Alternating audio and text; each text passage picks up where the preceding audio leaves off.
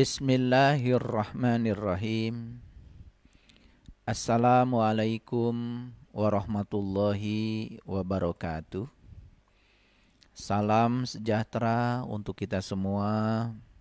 Om Swastiastu, Namo Buddhaya, salam kebajikan, Sampurasun. Rahayu Sagung Dumadi. Semoga seluruh makhluk hidup di semesta ini, baik yang kelihatan maupun yang tidak kelihatan, di setiap ruang dan waktu, di semua tingkatan, senantiasa berbahagia. Semoga kita yang masih diamanahi kehidupan, di sisa kehidupan ini, menjadi sumber cinta, sumber kebahagiaan bagi seluruh makhluk di semesta. Mari kita tekadkan mulai saat ini, tidak boleh lagi ada satu makhluk pun yang terluka dan berkurang kebahagiaannya bertemu dengan kita. Para sahabatku, kita akan meneruskan kajian kita tentang hidup yang menakjubkan, dan tak terasa kita sekarang akan memasuki episode yang kelima. Semoga para sahabat semuanya yang sudah menonton episode 1 sampai episode yang keempat sudah bisa menangkap pesan-pesan yang saya sampaikan. Karena yang saya sampaikan ini bukanlah teori, tetapi pengalaman praktek dan harus dipraktekkan. Karena kehidupan yang menakjubkan tentu saja menjadi dambaan setiap orang, setiap makhluk, setiap manusia yang ada di semesta ini. Oleh karena itu tentu saja kita harus bersyukur karena hari ini, saat ini kita masih diberikan kesempatan untuk meneruskan proses belajar ini. Mari kita hadir di sini saat ini sekarang. Kita rasakan keberadaan Sang Hidup pada diri kita karena Dia tidak pernah meninggalkan kita walaupun sedetik pun. Dia tidak pernah tertidur, tidak pernah terkantuk, senantiasa memenuhi seluruh kebutuhan makhluknya. Mari kita puji Dia bersama-sama membaca hamdalah. Alhamdulillahi Rabbil Alamin.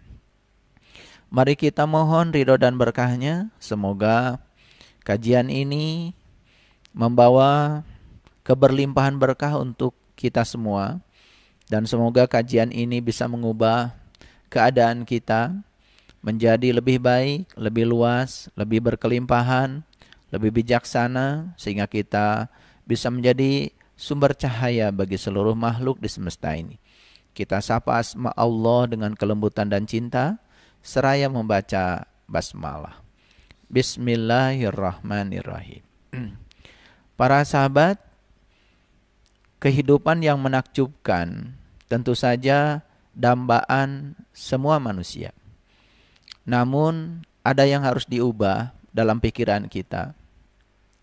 Karena selama ini kita menganggap seakan-akan keadaan kehidupan kita hari ini sepenuhnya ditentukan oleh Allah. Betul bahwa Allah adalah sang keberadaan, Allah adalah sang kehadiran. Tapi Allah yang Maha Pengasih, yang Maha Penyayang, tentu saja tidak mungkin pilih kasih. Dia yang Maha Adil, tentu saja tidak mungkin bersikap tidak adil. Mari kita ubah sudut pandang kita dan percayalah bahwa sesungguhnya Allah menyediakan kesempatan bahagia yang sama untuk setiap orang. Menyediakan rezeki yang sama untuk setiap orang. Menyediakan kebahagiaan yang sama untuk semua orang. Menyediakan keberlimpahan yang sama untuk semua orang. Lalu yang membedakan tentu saja bukan Allah. Yang membedakan keadaan kita saat ini adalah diri kita masing-masing. Kalau kita merujuk kepada satu ayat dalam Al-Quran, yang ayat ini sering diucapkan oleh banyak orang. Allah tidak akan pernah mengubah nasib suatu kaum kalau Dia sendiri yang tidak mengubahnya.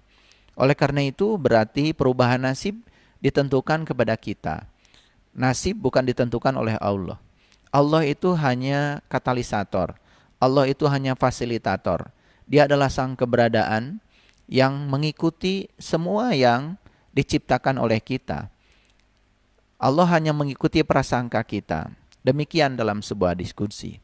Oleh karena itu, Mari kita ubah sudut pandang kita bahwa sesungguhnya proses perubahan nasib itu tentu saja harus dimulai dari diri kita sendiri. Oleh karena itu, mari kita teruskan proses belajar kita. Bagaimana sesungguhnya cara merubah nasib itu? Ayat yang saya sampaikan tadi, secara umum sudah diketahui banyak orang, bahwa Allah tidak akan pernah mengubah nasib suatu kaum kalau dirinya sendiri yang tidak mengubahnya. Tetapi pertanyaan mendasarnya adalah, bagaimana cara mengubah nasib? Karena kebanyakan kita kemudian menggunakan prasangka, menggunakan persepsi. Makanya ada orang yang coba mengubah nasib dengan bekerja keras. Ada orang juga mencoba mengubah nasib dengan belajar itu, belajar ini. Tentu saja tidak ada yang salah dengan itu. Tetapi kalau kita menemukan ilmunya, ternyata merubah nasib itu sesungguhnya adalah mengubah perasaan kita. Dan perasaan ada hubungannya dengan pikiran. Jadi mengubah nasib adalah mengubah pikiran dan perasaan kita.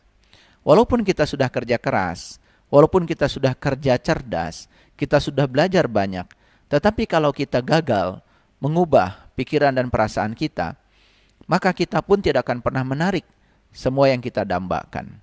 Itu yang selama ini barangkali kurang disadari oleh kita semua. Para sahabat, kita akan teruskan proses belajar saat ini dan kita akan mengungkap lebih banyak lagi rahasia semesta. Tentu saja rahasia ini hanya ditemukan oleh orang-orang yang kreatif, hanya ditemukan oleh orang-orang yang mau belajar. Dan bersyukurlah kalau kita saat ini masih memiliki semangat untuk belajar. Karena semangat untuk belajar akan membuat kita menjadi selalu cerdas setiap saat. Karena kebodohan itu sesungguhnya terjadi pada saat kita berhenti belajar. Sebelum saya meneruskan kajian kita selanjutnya, tentu saja seperti biasa saya akan mereview beberapa hal penting yang sudah saya sampaikan pada kesempatan sebelumnya. Di kesempatan sebelumnya saya berbicara tentang titik kritis. Jadi titik kritis ya. Jika kita sudah memberikan lebih dari 50% pikiran dan perasaan positif, kita sudah melewati titik kritis. Jadi titik kritis ini adalah 50%. Sekali lagi, jika kita sudah memberikan lebih dari 50% pikiran dan perasaan positif, kita sudah melewati titik kritis. Jadi titik kritisnya itu adalah 50%.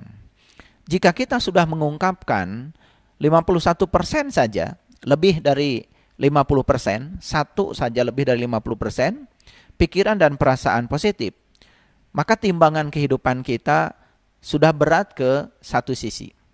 Nah, kalau timbangan kehidupan kita sudah berat ke satu sisi, yang positif, tentu saja disinilah ya awal kebangkitan keberlimpahan. Nanti akan saya gambarkan secara jelas ya dalam papan tulis supaya para sahabat gampang untuk menangkap apa yang akan saya sampaikan.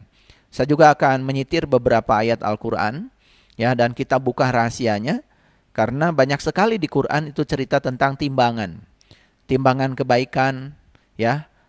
Ada yang timbangan kebaikannya banyak, ada yang timbangan kebaikannya ringan ya. Itu bahasa yang sangat luar biasa kalau kita ungkap kedalamannya. Lalu yang kedua, perlu disadari oleh kita semua, pernah nggak para sahabat mengalami sebuah pengalaman di mana mendapatkan hal yang menyenangkan susul menyusul? Jadi ibaratnya berkah itu tidak berhenti-berhenti, datang bertubi-tubi, ya. Atau sebaliknya, pernahkah kita juga mendapatkan hal yang tidak menyenangkan malah justru susul menyusul, ya, datang bertubi-tubi. Ada istilah kan, sudah jatuh ditimba tangga. Nah, istilah ini jangan menjadi acuan ya bagi kita, karena ini istilah yang menurut saya memiliki konotasi energi dengan frekuensi rendah itu, ya. Tentu saja kita ingin yang datang kepada kita susul menyusul itu adalah berkah, hal yang kita cintai dan menyenangkan. Tentu saja kita tidak mau yang datang kepada kita itu susul menyusul hal yang tidak kita inginkan, ya. Kita sepakat ya? Oke. Jadi itu sebetulnya ya susul menyusul kebaikan yang datang kepada kita atau susul menyusul hal yang tidak menyenangkan datang kepada kita, itu artinya sebetulnya hukum tarik menarik sedang bekerja. Nah, dan siapa yang mendatangkan hal baik susul menyusul kepada kita atau hal yang kurang menyenangkan susul menyusul kepada kita, sebetulnya magnetnya adalah diri kita sendiri.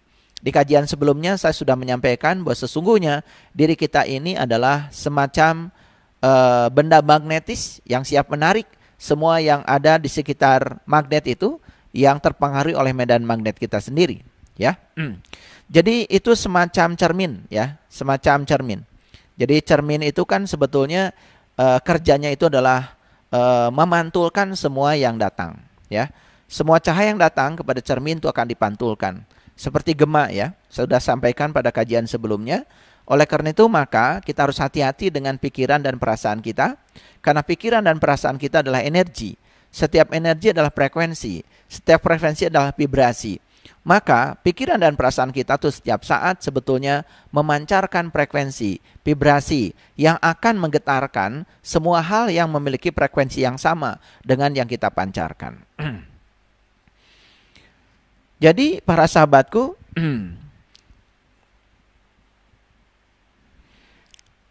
begitulah caranya, ya, kita dapat menjalani kehidupan yang menyenangkan dan selama-lamanya akan terlindung dari mara bahaya.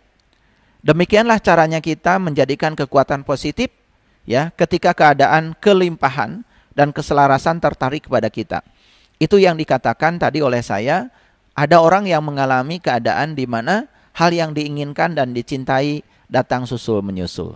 Baik, ya, saya mohon izin untuk menjelaskan ada satu ayat dalam Al-Quran yang sangat saya kagumi dan ini luar biasa kalau bagi saya.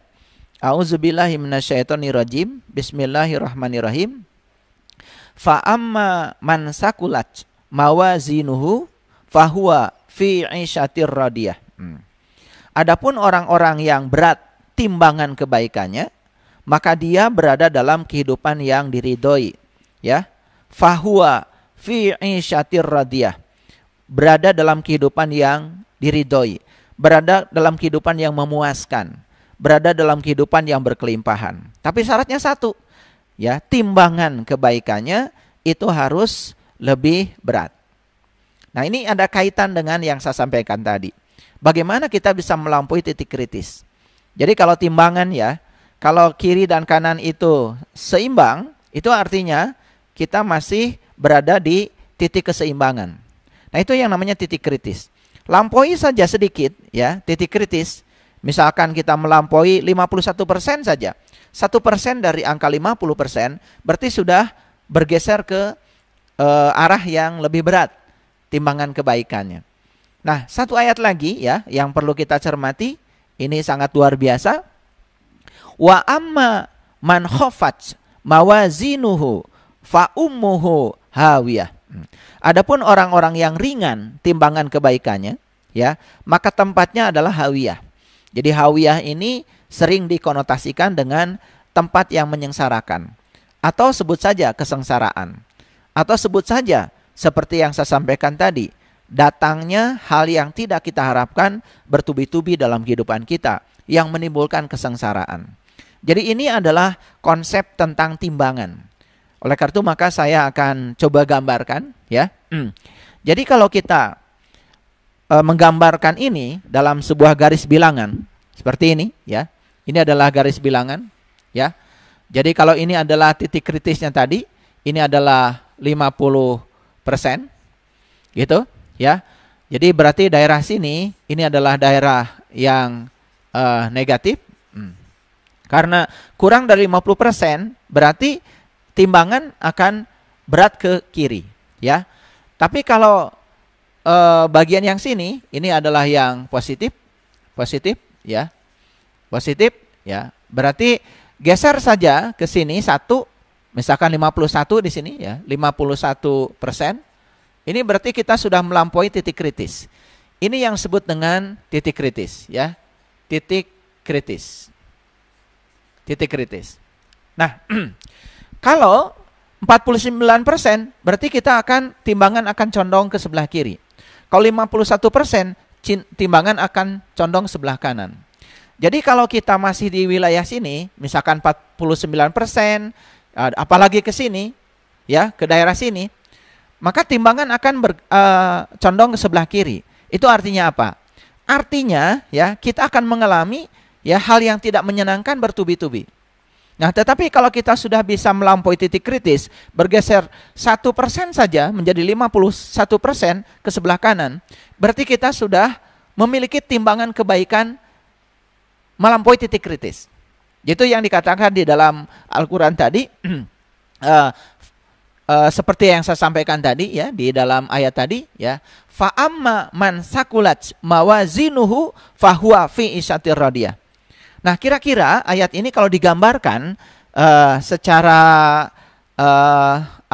secara sketsa supaya gampang dipahami seperti ini. Jadi para sahabat begini, kalau misalkan ini adalah perasaan, ini saya sudah berbicara di dimensi perasaan, ya, dan perasaan sudah kita pahami sebelumnya ada kaitan dengan pikiran. Pikiran dan perasaan itu adalah timbal balik. Pikiran itu medan listriknya adalah, medan energinya adalah medan listrik, sedangkan perasaan itu medan energinya adalah medan magnet. Sehingga kalau pikiran dan perasaan ini sudah koheren, ya, sudah selaras, baik selaras positifnya maupun selaras negatifnya, itu sangat berbahaya, ya. Kalau selaras positifnya kita akan bertubi-tubi mendapatkan hal yang kita inginkan, tapi kalau selaras negatifnya antara pikiran dan perasaan akan bertubi-tubi mendapatkan yang tidak diinginkan secara terus-menerus. Nah, kita ambil ini perasaan. Sebut saja perasaan ini adalah positif. Ya. Saya menggambarkan positifnya 1, artinya apa? Artinya perasaan ini positifnya volumenya belum begitu besar, tetapi sudah melampaui titik kritis. Artinya sudah melampaui 50%, ya. Walaupun 51% itu artinya sudah timbangan berat ke sebelah kanan sebagaimana ayat tadi. Jadi barang siapa yang timbangan kebaikannya, ya, lebih berat, maka dia akan berada dalam kehidupan yang memuaskan.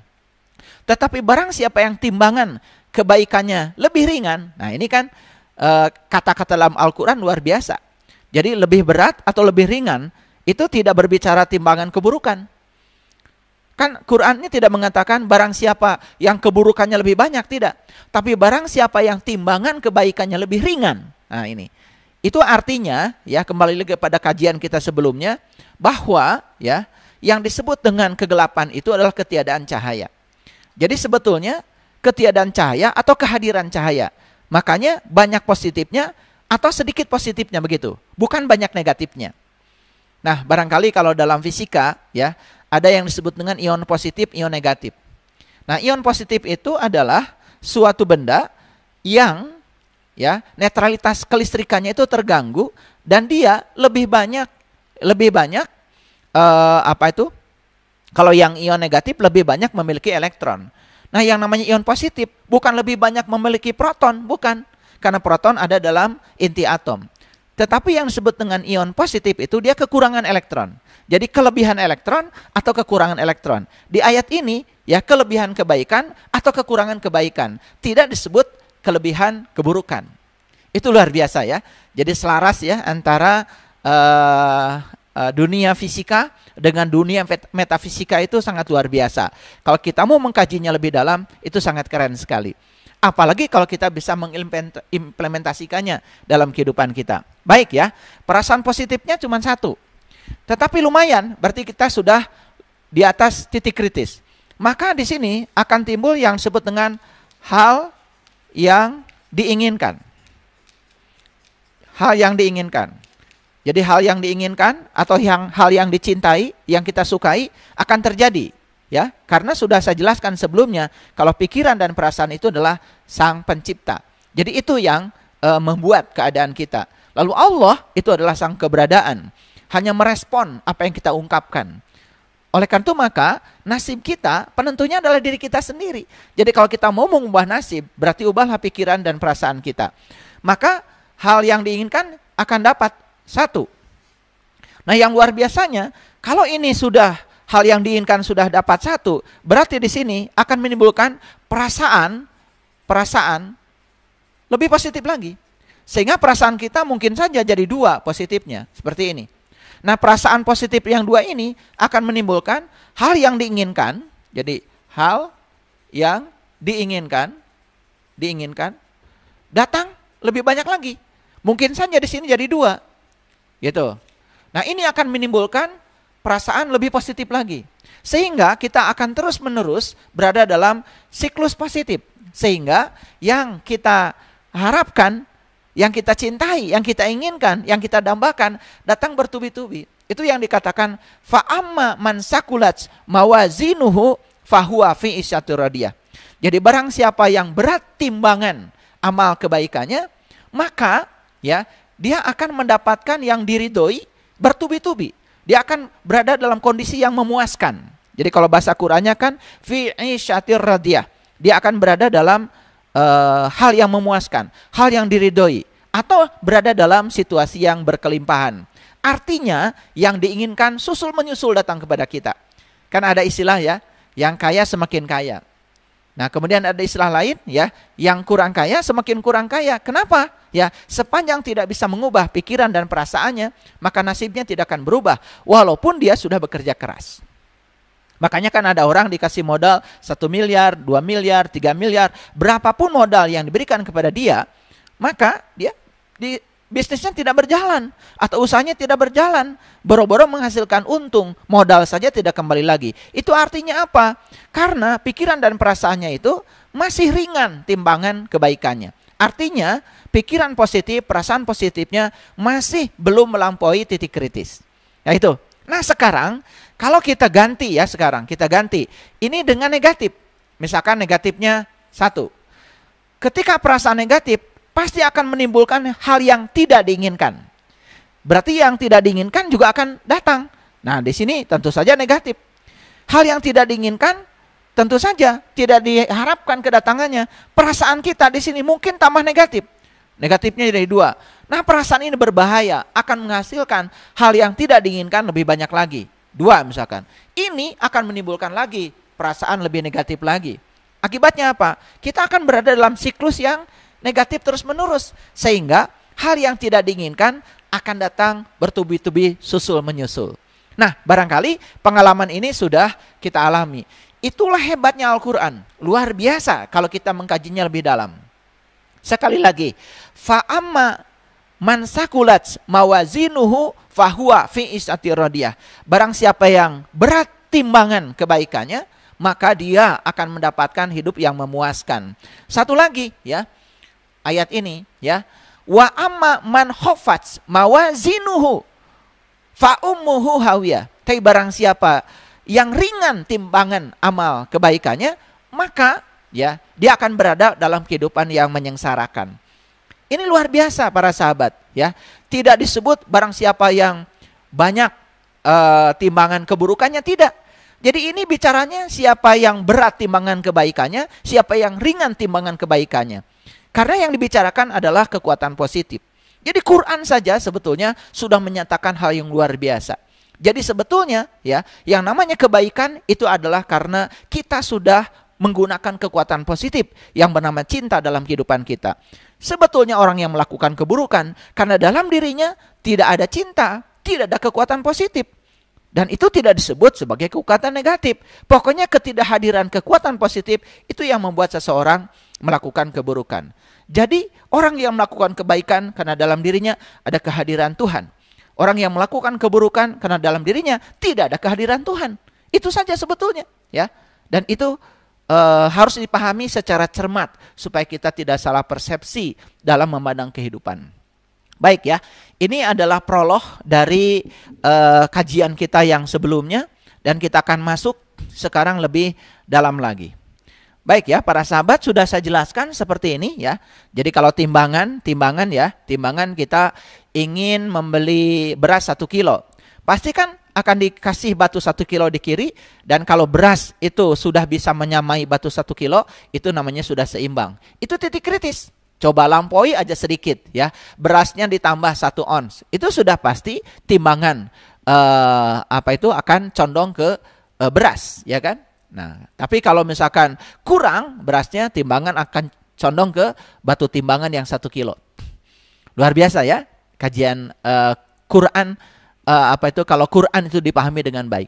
Oleh karena itu maka Quran itu sebenarnya masih perawan para sahabat, masih banyak yang belum memahami secara cermat, apalagi mengimplementasikannya.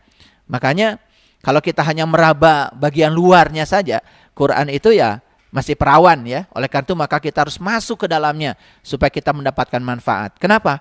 Karena Quran itu adalah hudan, petunjuk. Quran itu adalah petunjuk ya untuk membuat kehidupan kita penuh dengan keberlimpahan, penuh dengan kebahagiaan, penuh dengan berkah dalam keadaan yang penuh diridhoi oleh Sang Pemilik semesta ini. Baik ya. Saya simpulkan dulu. Jadi, untuk mengubah hidup kita, yang harus kita lakukan adalah memberikan 51% waktu ya untuk memberikan cinta lewat pikiran dan perasaan baik. Jadi kita harus bisa ya memberikan waktu agar pikiran dan perasaan kita ini ya selalu berada dalam kondisi baik. Jadi pikirannya baik, perasaan kita baik, dan kalau kita bisa memberikan waktu 51% saja, maka di situ akan terjadi yang namanya percepatan. Nah, percepatan itu artinya apa? Kebaikan atau hal yang diinginkan dalam hidup kita akan datang susul menyusul. Dan ini bisa dipraktekkan para sahabat. Luar biasa. Ini harus dipraktekkan. Ya. Jadi begitu 51% tercapai, maka kita akan mengalami percepatan. Dan perbanyakan berbagai hal yang menyenangkan dalam hidup. Susul menyusul. Ya, makanya pernah mungkin melihat ada orang, loh kok ya dia itu berkahnya luar biasa ya. Ya, susul menyusul. Jadi rezekinya datang susul menyusul. Kemudian hubungan sosialnya juga luar biasa, pertemanannya juga luar biasa, bertemu dengan orang-orang yang menyenangkan, orang-orang yang membawa berkah, kesehatan tubuhnya juga luar biasa. Ya. Kan kita banyak menyaksikan yang semacam itu.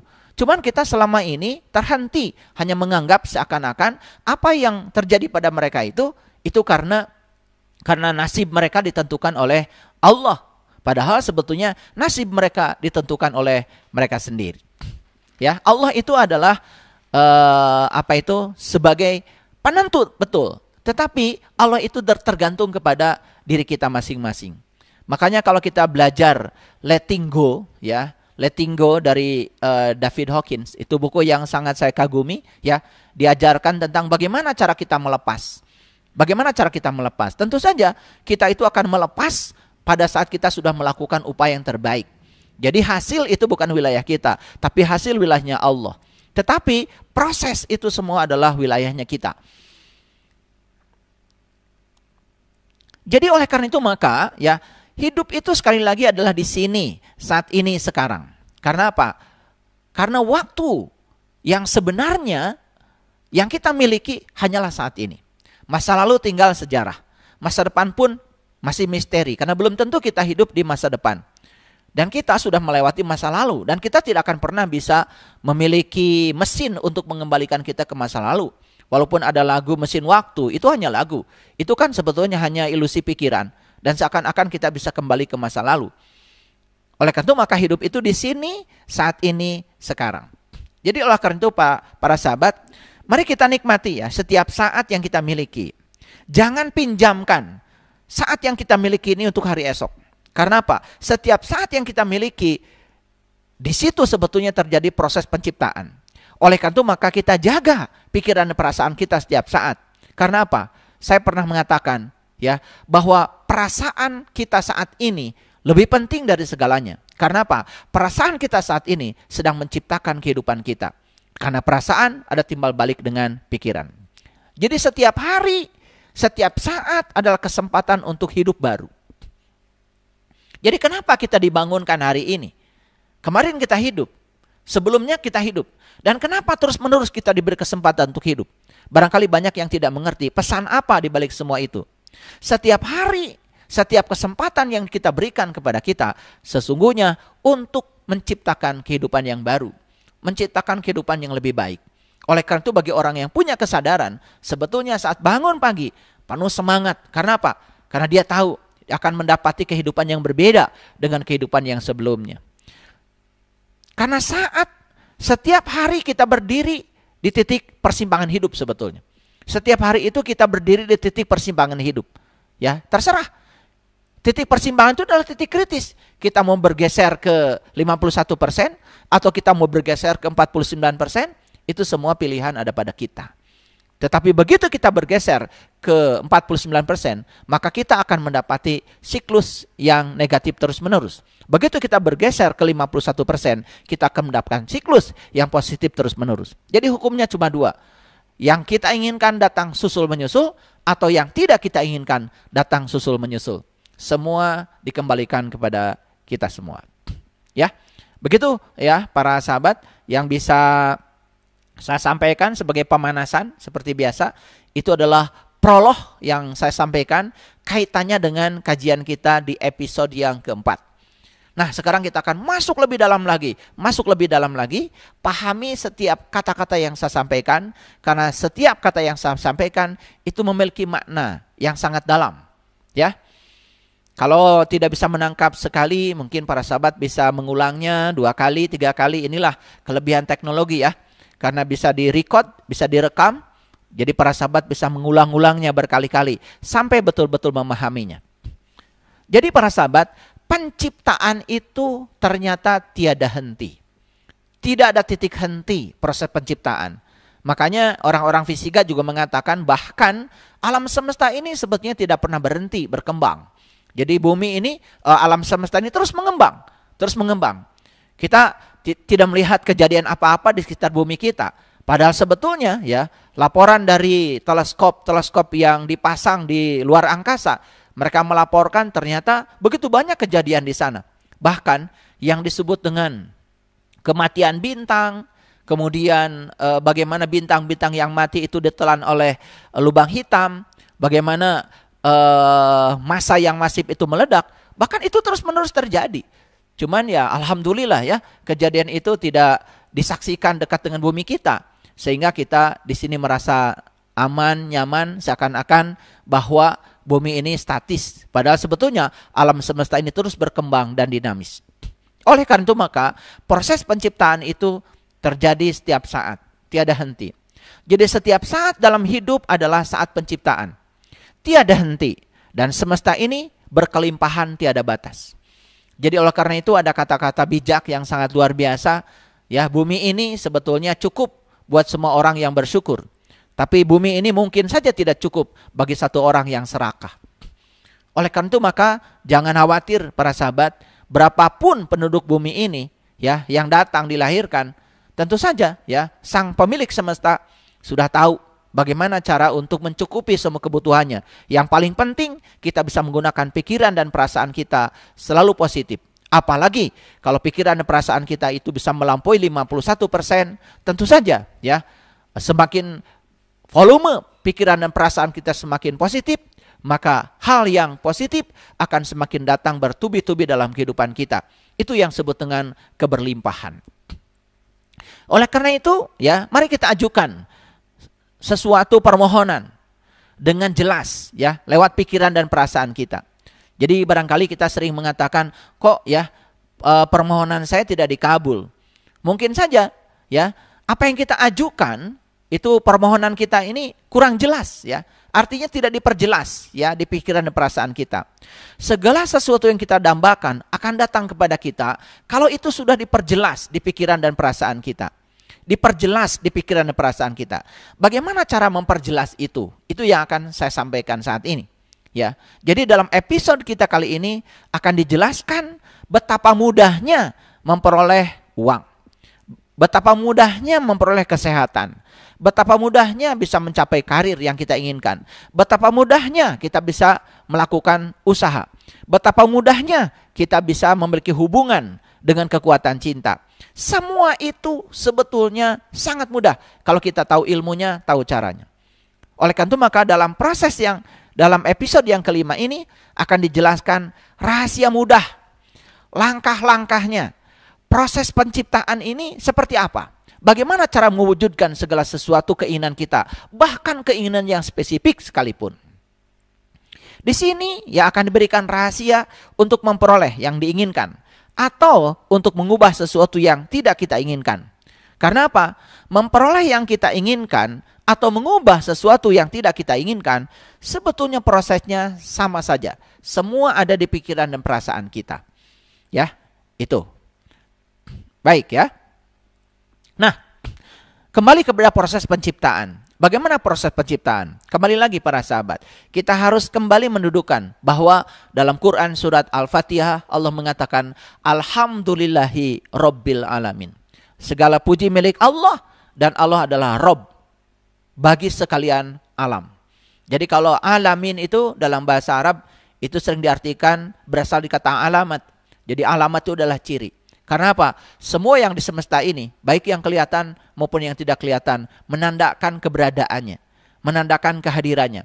Karena tidak ada satu ruang pun di semesta yang tidak ada kehadirannya, yang tidak ada keberadaannya. Jadi sebetulnya ya bukan Allah yang ada dalam diri kita, tapi diri-diri kita ini, semua makhluk ini sebetulnya ada dalam dirinya Allah, ada dalam dirinya Tuhan. Oleh karena itu, orang-orang yang sampai hari ini merasa ada ilusi keterpisahan dengan Tuhannya, sama saja seperti seekor ikan yang setiap saat mengambil kehidupan dari samudra, tapi dia masih mempertanyakan di mana samudra.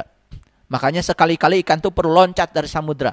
Maka ketika ikan itu loncat dari laut, dia baru bisa menyaksikan, oh ternyata ya itulah tempat hidup saya. Makanya untuk tahu bahwa dia selama ini tinggal dalam laut, sekali-kali dia harus keluar dari lautan.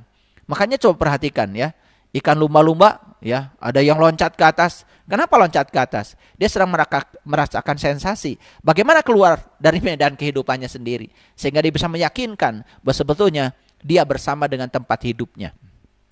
Baik ya, kita masuk lagi kepada proses penciptaan. Jadi proses penciptaan itu para sahabat cuma 3 saja. Sangat sederhana. Yang pertama, bayangkanlah. Yang kedua, rasakanlah. Yang ketiga, terimalah.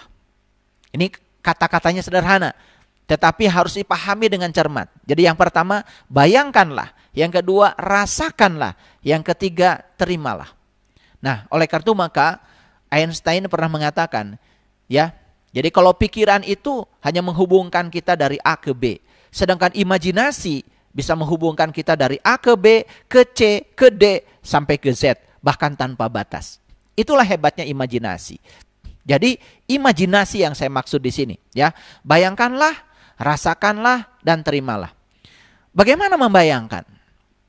Langkahnya seperti apa? Awas, jangan salah ya. Yang pertama, gunakan pikiran untuk memfokuskan dan membayangkan apa yang kita inginkan. Tentu saja, ya, alatnya adalah pikiran. Yang pertama, gunakan pikiran untuk memfokuskan dan membayangkan apa yang kita inginkan. Yang kedua, bayangkan diri kita berada bersama dengan yang kita inginkan itu. Jadi tidak cukup hanya dengan membayangkan apa yang kita inginkan. Tidak cukup hanya dengan memfokuskan pikiran kita pada yang kita inginkan. Tetapi harus melampaui yang kedua. Apa itu? Bayangkan diri kita berada bersama dengan yang kita inginkan itu.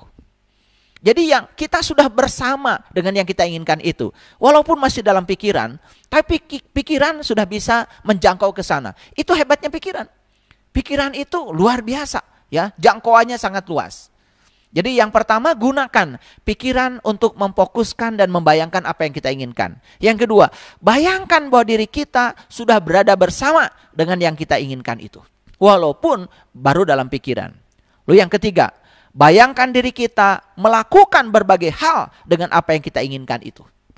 Jadi kita ini ya sudah melakukan berbagai hal walaupun baru di tingkat pikiran dengan yang kita inginkan itu.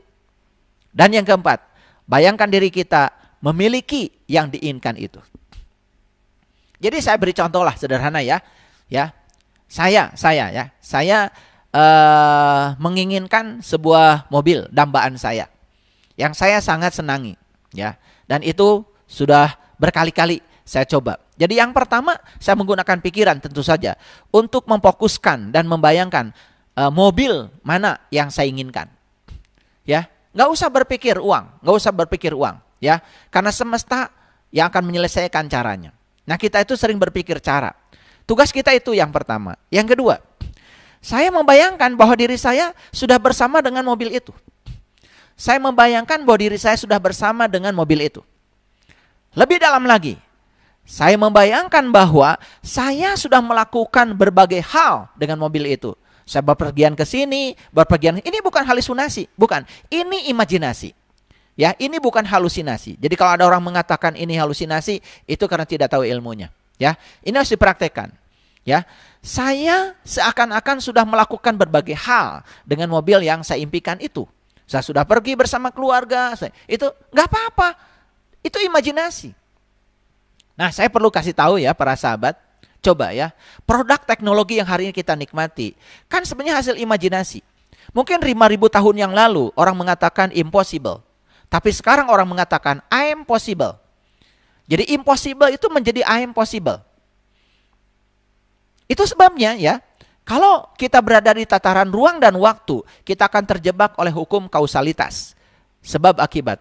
Tapi begitu kita melampaui ruang dan waktu, masuk dalam dimensi kuantum, masuk dalam dimensi energi, apa yang terjadi? Di situ kita akan memasuki yang namanya probability. Artinya kemungkinan lebih banyak lagi. Itulah hebatnya ya. Dan itu sudah diramalkan oleh fisika kuantum. Ya, bahwa apa yang dapat kita bayangkan sebetulnya itu sudah ada barangnya, sudah ada kejadiannya saat ini. Cuman apa? Hanya soal waktu untuk hadir dalam kehidupan kita. Kita yang harus menariknya. Jadi para sahabat, sekali lagi ini agak dalam ya. Ini saya ulang-ulang. Yang pertama ya, bagaimana cara membayangkan? Gunakan pikiran untuk memfokuskan dan membayangkan apa yang kita inginkan. Yang kedua, bayangkan diri kita sudah berada bersama dengan yang diinginkan itu, walaupun di tingkat pikiran. Yang ketiga, bayangkan diri kita sudah melakukan berbagai hal dengan yang kita inginkan itu. Dan yang keempat, bayangkan diri kita sudah memiliki yang diinginkan itu. Ini ya, membayangkan. Jadi bukan membayangkan tuh seperti yang selama ini dilakukan banyak orang. Makanya disitulah pentingnya kita harus melek, harus literasi, harus melek ilmu ya. Makanya janganlah jadi orang yang tidak tahu, tapi kita tidak tahu bahwa kita tidak tahu. Lebih bagus jadi orang yang tidak tahu, tapi kita tahu bahwa kita tidak tahu. Maka semesta pasti akan memberitahu. Nah, sekarang bagaimana merasakan? Kan tadi ilmunya, proses penciptaan itu cuma 3. Yang pertama membayangkan, yang kedua merasakan, yang ketiga menerima. Bagaimana cara merasakan? Baik para sahabat, merasakan pun ada prosesnya. Yang pertama ya, pada saat bersamaan dengan membayangkan tadi, pada saat bersamaan nih dengan membayangkan tadi, jadi ini di dimensi pikiran tadi, tapi cuman ini di dimensi perasaan, kita harus merasakan cinta terhadap yang kita bayangkan itu. Kita maksudnya cinta dimaksud apa? Cinta itu kan kekuatan positif. Jadi kita merasakan hal positif ya dengan yang kita bayangkan itu. Itu pada saat bersamaan dengan membayangkan, kita harus merasakan kekuatan positif terhadap apa yang kita bayangkan itu. Jangan ada ketiadaan kekuatan positif. Yang kedua, kita harus membayangkan dan merasakan berada bersama dengan yang kita inginkan itu. Jadi kalau tadi kan langkah kedua dalam membayangkan ya, kita memikirkan seakan-akan kita sudah bersama dengan yang kita inginkan. Nah, di sini kita merasakan seakan-akan sudah bersama dengan yang kita inginkan. Lalu langkah yang ketiga, kita harus membayangkan dan merasakan berbagai hal bersama yang diinginkan itu.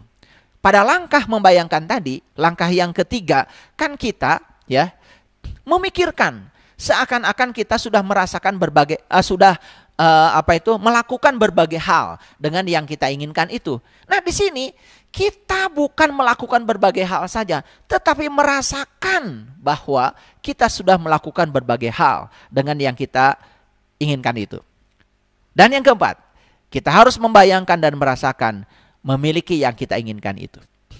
Nah, inilah membayangkan itu dalam dimensi medan listrik di pikiran, sedangkan merasakan dalam dimensi medan magnet itu terjadi dalam perasaan. Makanya begitu koheren antara pikiran dan perasaan, maka disitulah yang namanya realitas akan datang kepada kita. Bahkan ya, realitas akan yang datang kepada kita, yang kita inginkan akan datang bertubi-tubi. Ya, sekali lagi, yang tidak diinginkan pun bisa datang bertubi-tubi kalau kita tidak mampu mengubah pikiran dan perasaan kita. Jadi para sahabat ya, imajinasi kita menghubungkan kita dengan apa yang kita inginkan. Jadi saat kita berimajinasi, sebetulnya kita sudah terhubung dengan yang kita inginkan itu. Karena imajinasi itu menghubungkan. Sekali lagi, imajinasi itu menghubungkan. Sekali lagi, pahami bahwa pikiran adalah energi. Pikiran adalah vibrasi. Pikiran adalah frekuensi. Saat kita sedang mengimajinasikan, membayangkan, berarti sebetulnya pikiran sedang memancarkan frekuensi, sedang memancarkan vibrasi. Oleh karena itu maka saat pikiran sedang membayangkan, maka saat itu sebetulnya kita sudah terhubung dengan yang kita inginkan. Nah, keinginan kita dan rasa cinta itu yang menciptakan magnet. Jadi saya sudah mengatakan bahwa diri kita adalah magnet. Di mana sesungguhnya kutub magnet itu? Para sahabat sudah tahu ya. Waktu SD belajar yang namanya magnet itu punya dua kutub. Ya, seperti ini ya, saya gambarkan. Magnet itu punya dua kutub ya. Jadi kalau ini adalah magnet, sebut aja magnet batang. Jadi banyak sekali di laboratorium bentuk-bentuk magnet. Ada magnet batang, ada magnet uhu, ya, macam-macam bentuk magnet. Ya, yang jelas kalau ini magnet batang, ya, maka dia punya dua kutub. Ini utara, ini selatan. Dan kalau ini dipotong segini, ya, digergaji, dipotong bahan magnet ini, dia tetap aja. Tidak mungkin magnet itu memiliki utara saja. Pasti ada utaranya, ada selatan. Makanya magnet itu tidak pernah monopol. Tidak pernah monopol. Ya, dia selalu dipol. Dipol itu artinya selalu memiliki dua kutub. Kalau ini dipotong lagi, tidak mungkin utara saja. Dia akan memiliki sama, ya, utara dan selatan, walaupun ukurannya lebih kecil. Ini dipotong lagi, dia akan memiliki utara dan selatan. Utara dan selatan. Terus dipotong, sampai pada tingkat yang elementer. Itu yang disebut dengan dipol. Makanya dipol magnet dalam fisika itu adalah elemen terkecil magnet. Apa itu? Tiada lain adalah atom. Makanya dalam atom itu ada inti atom, ada elektron yang bergerak mengelilingi inti. Dan ketika elektron bergerak mengelilingi inti, dia seperti arus listrik. Makanya dalam fisika itu yang namanya dipol magnet, rumusnya M, itu tiada lain adalah berapa besarnya arus, berapa besarnya luas. Jadi ketika arus listrik dikalikan luas yang dikelilinginya, itu yang disebut dengan dipol magnet. Nah, itulah yang disebut dengan magnet elementer. Maka magnet tidak pernah monopol, selalu dipol. Nah, jadi kalau magnet aja dipol, ada utara selatannya. Kalau tubuh kita magnet, di mana sebetulnya kekuatan magnet tubuh kita? Satu di pikiran, itu utaranya. Satu di perasaan, itu adalah selatannya. Jadi kalau pikiran dan perasaan ini, itu adalah bagian yang paling kuat. Maka oleh karena itu maka pikiran dan perasaan berpadu, itu yang menjadi sifat magnetis. Maka diri kita ini adalah magnet. Kalau diri kita magnet, kan diri kita bisa menarik semua ya hal yang di sekitar magnet kita. Terserah kita mau menarik apa. Mau menarik yang positif atau menarik negatif, semua urusan ada pada kita. Jadi dari sini bisa paham ya para sahabat. Ya, ini saya jelaskan aspek sainsnya supaya semuanya mengerti. Baik ya. Jadi keinginan kita dan rasa cinta itu menciptakan magnet. Sekali lagi, yang saya maksud dengan rasa cinta itu adalah kekuatan positif, bukan rasa perasaan, ya. Gitu. Makanya manusia itu cuma dua. Ada yang kehadiran cinta, ada yang tidak kehadiran cinta. Makanya begitu kita sadar bahwa diri kita punya cinta, itu kekuatan positif. Tugas berikutnya adalah menggunakan kekuatan positif itu. Nah, menggunakan kekuatan positif namanya mencintai. Jadi banyak orang yang punya cinta. Dia punya kekuatan positif, tapi dia tidak mampu menggunakan kekuatan positif itu. Ya, makanya dia punya cinta tetapi tidak bisa mencintai. Nah, keinginan kita dan rasa cinta menciptakan magnet. Jadi mengerti ya, keinginan berasal dari pikiran, rasa berasal dari perasaan, dan itu akan membentuk kutub-kutub magnet. Makanya kalau digambarkan medan magnetnya seperti ini para sahabat. Jadi bagian yang ini itu, jadi magnet itu ya punya yang disebut dengan garis gaya magnet. Ya seperti ini, keluar dari utara masuk ke selatan. Ini juga sama, keluar dari utara masuk ke selatan. Nah, bagian yang sini terus begitu ya. Gitu. Ini juga sama. Nah, perhatikan ya, bagian yang sini ini kalau digambarkan semuanya, ini kan bagian yang paling rapat. Bagian yang paling rapat. Bagian yang paling rapat. Tapi bagian sini renggang. Itu artinya bagian sini kekuatan magnetnya kuat. Bagian sini kekuatan magnetnya kuat. Dan ternyata bumi kita pun sebetulnya dipol.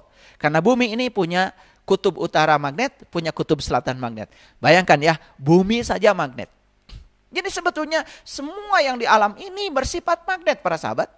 Cuman kita tidak pernah menyadari. Kalau tubuh kita ini istrinya cuma dua. Tubuh kita isinya cuma dua. Satu listrik, dua kimia.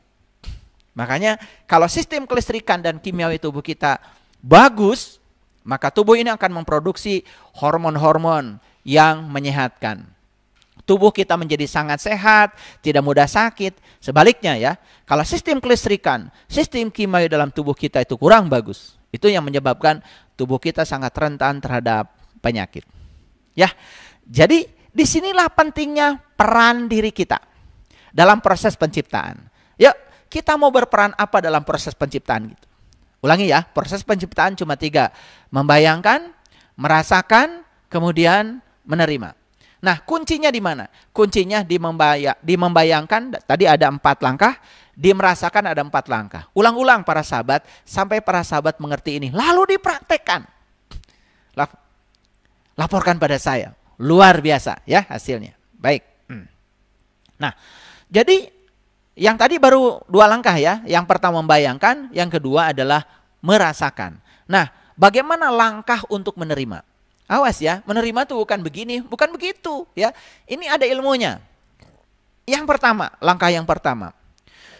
Kekuatan cinta atau kekuatan positif akan bekerja lewat kekuatan alam. Jangan lupa ya, kekuatan positifnya akan bekerja lewat kekuatan alam. Jadi alam ini ya tidak diam. Dia punya kekuatan. Baik yang kasat mata maupun yang tidak kasat mata. Untuk apa? Untuk menghadirkan apa yang kita inginkan. Jadi sebetulnya yang kita inginkan ini tentu saja bukan dihadirkan oleh kita. Dihadirkan oleh kekuatan alam. Nah sekarang bagaimana kekuatan cinta kita itu bisa ya menggerakkan agar kekuatan alam bekerja untuk menghadirkan yang kita inginkan. Itu langkah yang pertama. Yang kedua, pahami kekuatan alam akan menggunakan berbagai keadaan, kejadian, orang untuk menghadirkan apa yang kita inginkan. Jadi, ya cara alam menghadirkan yang kita inginkan ini pasti dong menggunakan berbagai keadaan atau orang, ya, atau apa saja yang menjadi lantaran. Kan tidak mungkin kan uang jalan ke rumah kita karena dia tidak punya kaki. Pasti datang ke rumah kita itu ya lewat kita berhubungan dengan orang, mungkin saja ada hubungan bisnis, ada hubungan apa, ada hubungan kasih sayang, sehingga orang bisa memberikan uang. Kan uang itu datang kepada kita dibawa oleh orang, tapi orang ini digerakkan siapa? Digerakkan oleh kekuatan alam. Lalu kenapa alam bisa menggerakkan orang ini? Karena kita yang mengundangnya. Kita yang mengundangnya lewat pikiran dan perasaan kita. Ya, itu mekanismenya. Jadi apapun yang kita inginkan, kita harus menginginkannya dengan sepenuh hati. Jadi kenapa yang kita inginkan tidak datang kepada kita? Saya pastikan para sahabat menginginkannya tidak sepenuh hati. Membayangkan dan merasakannya tidak sepenuh hati. Langkah membayangkan dan langkah merasakannya belum tahu caranya. Dan saat ini di episode yang kelima saya beritahu caranya. Luar biasa ya, silakan dipraktekkan. Jadi keinginan itu adalah cinta. Kembali lagi kepada episode yang pertama, episode 1. Adakah teknologi ini kalau tidak ada cinta? Tidak ada bukan? Karena apa? Para ilmuwan melakukan penelitian, ya. Penelitian tentang optik, penelitian tentang listrik, tentang magnet, tentang gelombang, tentang termodinamika. Kan semua itu karena ada keinginan. Keinginan untuk mendapatkan sesuatu, rahasia alam, yang ketika rahasia itu diciptakan dalam teknologi, membuat kehidupan manusia menjadi mudah. Coba bayangkan para sahabat, apakah video ini bisa dinikmati oleh para sahabat kalau tidak ada kamera? Apakah video ini bisa dinikmati para sahabat kalau tidak ada IT? Kan tidak ada. Dan semua penciptaan, semua penemuan bukankah sebetulnya berasal dari keinginan positif yang dimiliki oleh para ilmuwan. Maka kita harus berterima kasih pada mereka. Kalau nggak ada mereka tidak ada teknologi. Jangan menganggap mereka ini ya cuma-cuma. Karena penemuan itu sambung menyambung para sahabat. Dan tidak ada satu penemuan yang berdiri sendiri, ya. Semua penemuan itu bersambung menyambung. Makanya kalau dalam riset selalu ada yang disebut dengan rekomendasi atau saran. Jadi riset ini bisa dilanjutkan untuk kondisi yang berbeda. Itu kan biasanya seorang peneliti ngasih saran di akhir kesimpulannya. Dan saran itu untuk ditindaklanjuti oleh peneliti berikutnya. Karena apa? Keterbatasan waktu. Ya, karena apa? Kan tidak ada orang yang abadi. Tetapi ilmu pengetahuan abadi. Sambung menyambung. Itulah luar biasanya. Makanya tidak ada satu barang pun yang saat ini dinikmati oleh kita hasil kita sendiri, bukan? Bahkan kita tidak pernah memakan beras hasil tanaman kita. Mungkin, ya. Karena apa? Beras yang kita makan hari ini kan hasil tanaman orang lain. Betul nggak? Tidak ada orang makan beras sekalipun petani. Petani tidak ada yang kemudian menunggu untuk makan nasi 3 bulan sampai beras yang ditanam oleh dirinya itu jadi, kan tidak, ya. Jadi saat petani itu nanam padi, dia juga harus makan, bukan? Dan bisa jadi yang dia makan bukan beras hasil tanamannya, hasil orang lain. Jadi sebetulnya dalam hidup ini kita sangat banyak utang budi, bukan, kepada banyak orang. Jadi kalau kita sadar bahwa kita banyak utang budi kepada banyak orang, mana mungkin kita melakukan keburukan dalam hidup. Baju yang saya pakai ini, entah berapa ribu orang yang terlibat. Siapa yang nanam kapasnya, saya juga nggak tahu. Siapa yang memanjat sehingga kapas itu bisa dipanen, saya juga tidak tahu. Siapa yang memintal menjadi benang, saya tidak tahu. Siapa yang memintal menjadi kain, saya juga tidak tahu. Ya, saya tahunya yang menjahit ya saya tahu. Setelah jahit kain, yang menjahitnya saya tahu. Cuma satu aja, tukang jahitnya saya tahu. Tapi siapa yang bikin kancing, saya juga tidak tahu. Siapa yang bikin pewarna ini, saya juga tidak tahu. Jadi kalau saya pakai baju ini dengan kesadaran, para sahabat, betapa banyak di satu barang yang saya pakai saja, ribuan bahkan jutaan orang terlibat. Jadi sebenarnya kita tuh punya banyak utang budi. Spidol ini bukan buatan saya. Mic yang saya pakai bukan buatan saya. Dan mic ini tercipta dari berbagai elemen. Setiap elemen ada penciptanya. Bayangkan, ada kabelnya, siapa yang menciptakan kabel? Siapa yang menemukan konduktor? Aduh, kalau kita berpikir seperti itu ya, kita ini hidup jadi malu ya. Kita sudah berkarya apa dalam kehidupan ini? Makanya aneh ya. Makanya orang-orang yang dangkal pengetahuannya, cuma bisa menyalahkan, cuma bisa menghujat, menebarkan kebencian. Sebetulnya orang yang semacam itu sederhana ya. Karena dalam dirinya tidak punya cinta, tidak ada kekuatan positif. Ya, tidak ada cahaya dalam dirinya, yang ada cuma kegelapan. Ya, makanya ada cinta atau tidak ketiadaan cinta. Itu aja ya para sahabat. Nah, dalam menerima ini, jadi yang pertama, kekuatan cinta akan bekerja lewat kekuatan alam. Baik yang kasat mata atau yang tidak kasat mata. Untuk menghadirkan apa yang kita inginkan. Yang kedua, kekuatan alam akan menggunakan berbagai keadaan, kejadian atau orang untuk menghadirkan apa yang kita inginkan. Yang ketiga, apapun yang kita inginkan, kita harus menginginkannya sepenuh hati. Bagaimana kita membayangkannya? Bagaimana kita merasakannya? Yang keempat, keinginan adalah cinta. Bila keinginan tidak meletup-letup, atau keinginannya itu biasa-biasa saja, tidak meletup-letup di dalam diri kita nih, maka kita tidak akan memiliki kekuatan yang cukup untuk menuai kekuatan cinta itu. Artinya, keinginan itu harus meletup-letup ya. Harus meletup-letup, harus kuat di sini. Makanya, kenapa ya? Di dalam bahasa Arab ada yang namanya tekad. Yang disebut dengan malak, milik, yang kemudian sering disebut malaikat, ya. Itu kan sebenarnya tekad. Jadi keinginan yang meletup-letup itu, keinginan yang meletup-letup, keinginan yang sungguh-sungguh, ya. Kita menginginkannya. Makanya kalau kita keinginannya biasa-biasa saja, itulah yang membuat magnet kita tidak cukup untuk menarik yang kita inginkan, ya. Kita harus mendambakan apa yang diinginkan itu, ya, dengan sepenuh hati. Karena keinginan adalah perasaan cinta. Ingat ya, keinginan itu tidak buruk. Karena keinginan untuk mendapatkan sesuatu yang positif. Misalkan kita ingin uang kita banyak. Agar kita bisa berbagi, bisa menolong banyak orang, bisa menyelamatkan banyak orang, bisa menyekolahkan banyak orang yang putus sekolah. Keinginan itu kekuatan cinta para sahabat. Ya, keinginan itu kekuatan cinta. Ya, jangan terjebak oleh kata-kata. Ya, perhatikan substansi yang saya sampaikan. Dan kita harus memberikan cinta untuk menerima apa yang kita sukai. Jadi ya, saya sudah sampaikan ya, bagaimana rasa kita terhadap uang, bagaimana rasa kita terhadap hubungan, bagaimana rasa kita terhadap kesehatan. rasa kita terhadap semua itu menentukan. Kalau rasa kita negatif, misalnya sederhana saja, ketika diajak sama saya, minggu depan kita ke Bali yuk. Nah kalau rasa kita negatif, langsung, wah uang dari mana? Itu rasa kita terhadap uang sudah negatif, maka kita tidak akan pergi ke Bali. Tapi setidak-tidaknya kalau rasa kita positif, yuk pasti ada uangnya. Pasti saya punya uangnya, pasti saya ke Bali. Kalau rasanya positif terhadap uang, uang juga akan datang. Jadi sebetulnya rasa kita yang menarik. Nah, jadi ketika rasa kita positif akan menarik hal yang positif. Berarti yang kita inginkan. Kalau rasa kita tidak positif, kita menarik yang tidak kita inginkan. Apa itu? Ketiadaan uang. Sehingga orang pergi ke Bali, kita tidak ikut pergi ke sana. Karena apa? Ya karena kita ya tidak sepenuh hati menginginkannya. Dan ini dianggap sepele ya. Padahal ini adalah hal yang sangat bagus ya. Sangat penting ya. Ini adalah kuliah yang sangat penting para sahabat. Oleh karena itu, pahami, cermati setiap kata yang saya sampaikan.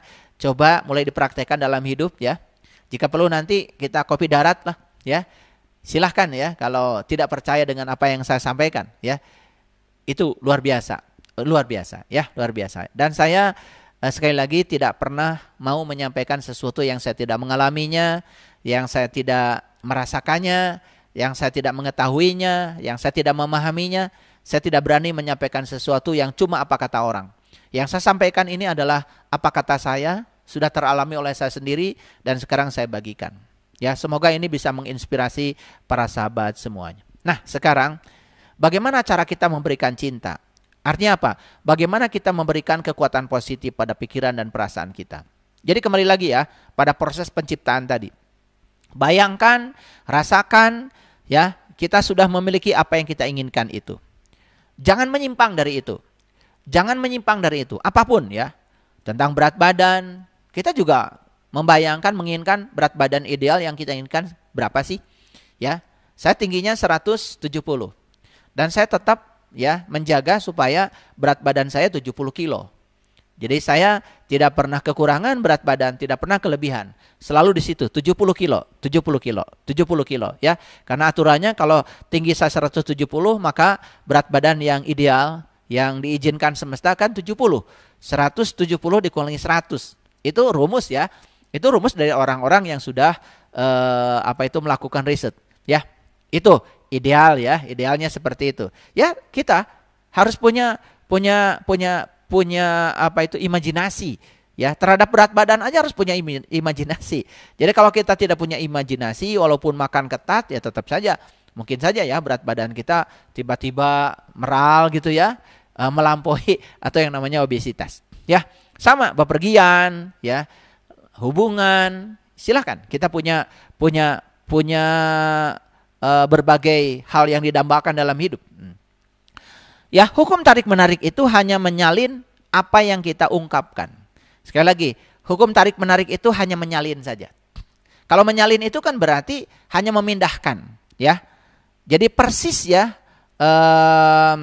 hukum tarik-menarik itu kalau diumpamakan seperti ini. Seperti ya mesin fotokopi lah. Ya, mesin fotokopi. Bahkan mesin fotokopi itu ya bahayanya kan. Kalau kita punya satu lembar yang asli kan bisa dikopi 100 kali. Bahaya kan? Nah bayangkan ya. Kalau kita selalu negatif ya. Mungkin negatif 1 bisa terjadi diduplikasi jadi 100 kali yang negatif ya. Sangat berbahaya. Makanya kan hukum tarik menarik itu ya hanya menyalin aja. Menyalin apapun yang kita ungkapkan. Jadi kan hanya menyalin. Menyalin apa adanya. Jadi apa yang kita ungkapkan ya itu yang akan kita terima. Makanya ada kata-kata bijak ya. Iman itu adalah meyakini yang belum kita lihat. Balasannya iman apa itu? Kita melihat apa yang kita yakini itu. Iman adalah meyakini yang belum kita lihat. Balasan iman apa? Melihat apa yang kita yakini itu. Ya, makanya kalau di Quran dikatakan man kana yarju liqa Allah fa inna ajalahu la'at. Barang siapa yang berharap ingin ketemu dengan Allah, maka waktu yang dijanjikan pasti akan datang. Quran surat Al-Ankabut ayat yang kelima. Ya. Jadi kalau kita yakin ya, meyakini yang belum kita lihat, maka suatu saat balasan dari iman apa? Kita melihat apa yang kita yakini itu. Itu luar biasa ya. Nah, jadi imajinasi adalah awal penciptaan para sahabat. Kita membayangkan apa yang kita dambakan, kita menginginkan apa yang kita bayangkan, dan akhirnya kita menciptakan apa yang kita inginkan. Dengarkan kata-kata saya. Imajinasi adalah awal penciptaan. Proses yang pertama adalah membayangkan apa yang kita dambakan. Yang kedua, menginginkan apa yang kita bayangkan itu. Jadi pertama membayangkan yang kita dambakan. Yang kedua, menginginkan yang kita bayangkan itu. Kita harus menginginkannya yang kita bayangkan itu. Dan yang ketiga, menciptakan apa yang kita inginkan. Bagaimana menciptakan tadi? Ya, menciptakan prosesnya adalah membayangkan, kemudian merasakan dan menerima. Nah, 3 fase itu sudah saya ungkapkan. Jadi kalau para sahabat belum mengerti, nanti ulang-ulang ya untuk memahaminya. Dan kemudian coba praktek. Karena apa? Yang kita bicarakan ini kan hidup yang menakjubkan. Dan hidup yang menakjubkan adalah dambaan setiap orang. Ya, kenapa saya bagikan ini kepada para sahabat, rahasia ini? Karena apa ya? Saya tentu saja sangat bahagia kalau banyak orang yang terinspirasi dengan ini dan berubah nasibnya ya menjadi lebih baik. Baik ya para sahabat. Ada hukum alam yang perlu dicermati oleh kita, memberi dan menerima. Memberi dan menerima. Makanya kan ada orang yang sering bergurau. Sebetulnya yang bagus itu bukan terima kasih. Bukan terima kasih, tetapi kasih terima. Jadi kasih dulu baru menerima. Ya, bukan menerima baru memberi, tapi memberi dulu baru menerima. Ya, ya, oke. Jadi saya beri judulnya ini di subjudul ini adalah memberi dan menerima. Bukan menerima dan memberi ya, memberi dan menerima. Jadi memberi dulu baru menerima.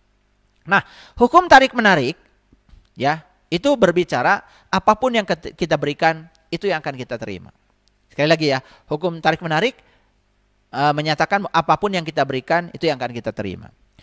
Hukum tarik menarik itu seperti cermin. Tahu cermin ya? Cermin itu memantulkan sinar. Jadi kalau ini ada benda, di sini ada cermin ya, saya gambar ya. Ini cermin seperti ini ya. Kalau ini ada cermin nih, cermin. Bagian belakangnya ini, bagian belakangnya. Ini kan bagian mukanya ini ya. Bagian mukanya. Makanya cermin itu kan bagian mukanya halus sekali. Nah, jadi kalau di sini ada benda, nih, ada benda, ada orang berdiri ya. Maka di sini akan ada bayangannya, di sebelah sini ada bayangannya. Ada bayangan di sini. Dengan jarak benda, artinya jarak dari benda ke cermin sama jarak dari benda ke bayangan. Nah, kenapa terbentuk bayangan? Sebetulnya karena apa? Ya. Taruhlah di sini ada sinar, dari sini ya, dari kepala ini ada sinar yang datang ke sini. Sinar datang ke sini. Ini satu titik aja, misalkan mata, ya. Sinar datang ke sini, karena cermin itu halus, maka berlaku hukum Snellius. Jadi sinar datang dengan sinar pantul itu berada dalam satu bidang. Di mana sudut datang sama sudut pantul. Jadi kalau ini sudut datangnya, maka ya sebut saja sudut datangnya adalah 20 derajat, maka sudut pantulnya juga akan 20 derajat ke sini. Ya kan 20 derajat. Itu sifat cermin. Nah, makanya ya ini kalau diperpanjang ke sini ya, sinar pantulnya itu akan membentuk bayangan. Jadi cermin itu adalah semua sinar yang datang dipantulkan. Jadi semua yang kita berikan kepada alam, yang diberikan pada semesta, itu akan dipantulkan pada diri kita sendiri. Maaf ya, kalau kita memberikan kebencian, maka kita akan dibenci. Kalau kita memberikan kasih sayang, kita juga akan mendapatkan cinta. Kita akan mendapatkan persis seperti yang kita berikan. Jadi kalau ini mendatangkan sinar ke sini akan dipantulkan. Dan akan dipantulkan pada orang ini juga. Itu sifat cermin yang pertama. Yang kedua ya. Yang kedua, perhatikan ya. Jadi hukum tarik menarik itu seperti cermin. Yang kedua seperti gema ya.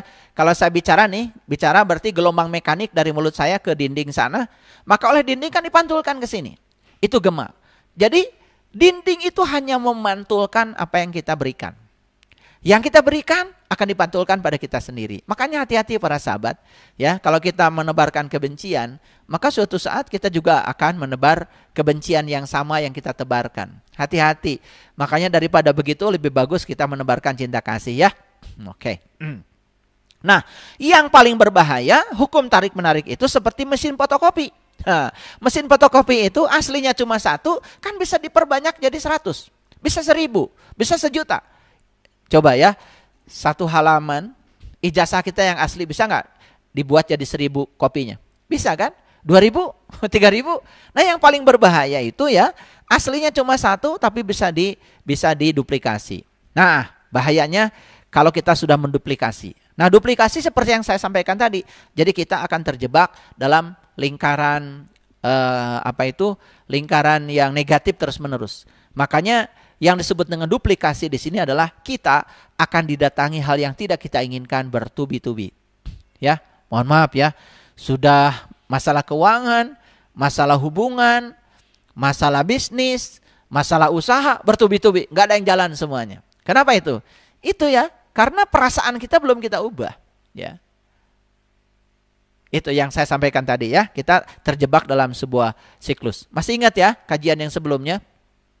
Ketika kita merasakan hal yang negatif, kita tuh seperti membuat satu jeruji dalam sangkar burung. Negatif lagi, satu jeruji lagi, negatif lagi, satu jeruji. Jadi akhirnya lengkaplah ya, jadi sangkar burung. Dan kita adalah burung yang terpenjara di sangkar itu. Sehingga apa? Kita dipenjara oleh jeruji yang dibuat oleh kita sendiri. Jadi sekarang tugas kita apa? Yuk kita patahkan semua jeruji yang telah memenjarakan kita. Jeruji-jeruji itu harus dipatahkan oleh kita sendiri. Gimana caranya? Mengubah perasaan. Mengubah perasaan kita. Ya, oke. Jadi dunia adalah semacam kanvas dunia ini. Ya, dunia ini seperti hamparan kanvas. Bagi apa? Bagi imajinasi kita. Jadi dunia ini adalah seperti kanvas bagi imajinasi. Sama seperti seorang pelukis, sebelum dia melukis, pasti dia itu melakukan imajinasi dulu. Apa yang mau dia lukis? Gak mungkin dia tidak imajinasi dulu, bukan? Nah, dengan imajinasi itu kemudian dia menggunakan kanvas ya untuk mewujudkan imajinasinya. Sehingga terciptalah lukisan yang indah. Dan itu kan sebetulnya dari imajinasi. Ya, oke. Nah, semua hal yang ada sekarang adalah buah imajinasi. Dari siapa? Dari orang-orang yang mengungkapkan cinta. Mic ini buah imajinasi. Dulu kan ada orang teriak-teriak, betul nggak?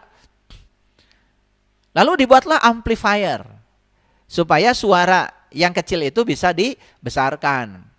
Bayangkan ya, saya cerita di hadapan orang yang jumlahnya ratusan ribu. Kan suara saya tidak didengar. Lalu orang berimajinasi, gimana caranya saya menciptakan teknologi supaya suara yang kecil itu bisa dibesarkan, di amplifier, dikalikan. Maka orang berimajinasi, lalu terciptalah mic ini. Orang berimajinasi, terciptalah toa di masjid, ya, yang sering dipakai speaker.